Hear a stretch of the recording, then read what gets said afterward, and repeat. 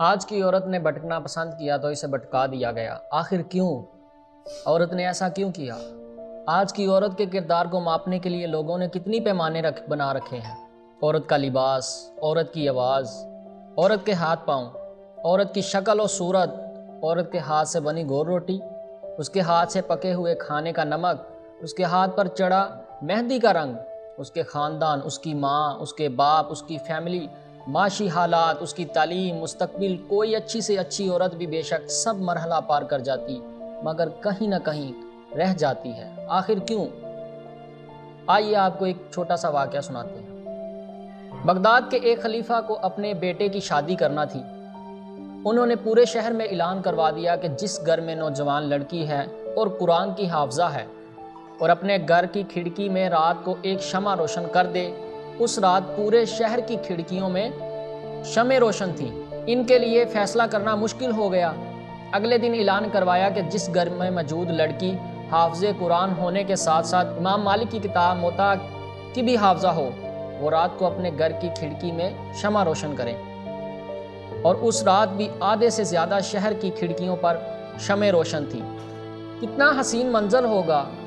ہر گھر میں کھڑکی پر روشن شمع صرف روشنی کی نوید نہیں سنا رہی تھی، بلکہ بتا رہی تھی کہ یہ اسلام کا مستقبل بھی بہت روشن ہے۔ وہ شمع اس بات کی نوید تھی کہ ایک بہترین نسل کو پروان چڑھانے کے لیے مناسب اور بہترین تعلیم دی جا چکی ہے۔ ان تمام جلنے والی روشنیوں کے لرزتے شعلوں میں ایک مضبوط اسلامی معاشرے کی جھلک نمایاں ہوتی جا رہی تھی۔ آج اگر ایسا اعلان کر دیا جائے تو بہت کم گھروں میں شمع روشن ہوگی، اور اگر دوسرے اعلان کروانے والی شرط ساتھ رکھ دی جائے تو یقیناً پورا شہر ہی تاریک پڑا ہوگا۔ پتہ ہے ایسا کیوں ہوا؟ کیونکہ آج ہمیں فضول اور بے بنیاد تعلیم کے چکروں میں پھنسا دیا گیا ہے۔ آج کی عورت کو مرد کے شانہ بے شانہ کھڑے ہونے کے خواب دکھا کر اسے حساب و کتاب کے بور میں بسا دیا گیا ہے۔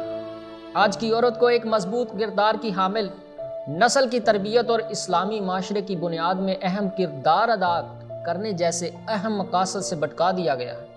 آج کی عورت کو کوئی ٹی وی پر بیٹھ کر مارننگ شو، فضول عنوان پر مباحثہ کرنا اور فضول اور بے بنیاد بے مقصد کاموں کی طرف اپنی ہی جیسی عورتوں کو راغب کرنے پر لگا دیا گیا ہے۔ کیا آج کی عورت ان بھٹکے ہوئے کاموں کی طرف ہی لگی رہے گی؟ آج کی عورت کو انعامی مقابلوں میں چھینا جھپٹی کر کے 2 ٹکے کے تحائف حاصل کرنے پر لگا دیا گیا۔ آج کی عورت نے اسی لیے بھٹکنا پسند کیا تو اس نے بھٹکنے کو اپنا شیوا بنا لیا۔ لیکن کیا یہ سوچنے والی بات نہیں کہ ہمیں اسلام اس چیز کی تاکید کرتا ہے جس کے نام کا مطلب ہی پارسائی ہے، چھپانے والی چیز ہے۔ آج کی عورت وہ جب گھر سے باہر نکلتی ہے تو کیا اس کے ساتھ وہ معاشرے کی ساتھ چلنے والی برائیاں ساتھ نہیں چلتی؟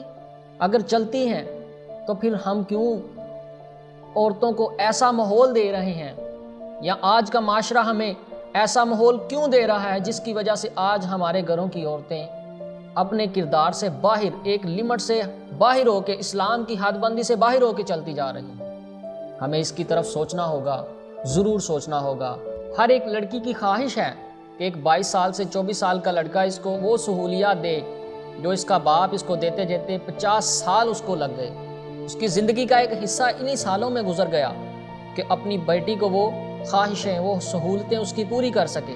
آج کل کی لڑکیوں کو سفید گھوڑوں پر سفید شہزادے کی جگہ BMW میں گدھا بھی نظر آ جائے تو وہ اس پر فدا ہو جاتی ہیں۔ اور قرآن میں بڑا خوبصورت اللہ تبارک و تعالیٰ نے ایسی عورتوں کے لیے بڑے خوبصورت الفاظ میں قرآن پاک میں واضح کر دیا گیا ہے کہ ناپاک عورتیں ناپاک مردوں کے لیے ہیں، اور ناپاک مرد ناپاک عورتوں کے لیے ہیں، اور پاک عورتیں پاک مردوں کے لیے ہیں، اور پاک مرد پاک عورتوں کے لیے ہیں، اور لوگ اس سے پاک ہیں جو یہ کہتے ہیں کہ ان کے لیے بخشش اور عزت کی روزی ہے۔ ناظرین، حضرت امام حسین رضی اللہ تعالیٰ عنہ کا بھی فرمان عالی شان ہے۔ آپ نے فرمایا کہ اگر تم چاہتے ہو تمہارے گھر کی عورتیں پاک اور پاکیزہ ہو جائیں تو پھر خود کو اور اپنے آپ کو، اپنے تیور کو، اپنے شیوے کو پاک رکھو تاکہ تمہاری گھر کی عورتیں بھی پاک رہیں۔ اس لیے ہمیں چاہیے کہ ہمیں اگر معاشرے کو ٹھیک کرنا ہے تو سب سے پہلے ہم مردوں کو خود کو ٹھیک کرنا ہوگا۔ یہی آپ سے دعا ہے اور التجا ہے۔ اللہ تبارک و تعالی ہمیں عمل کی توفیق عطا فرمائے، آمین۔ السلام علیکم۔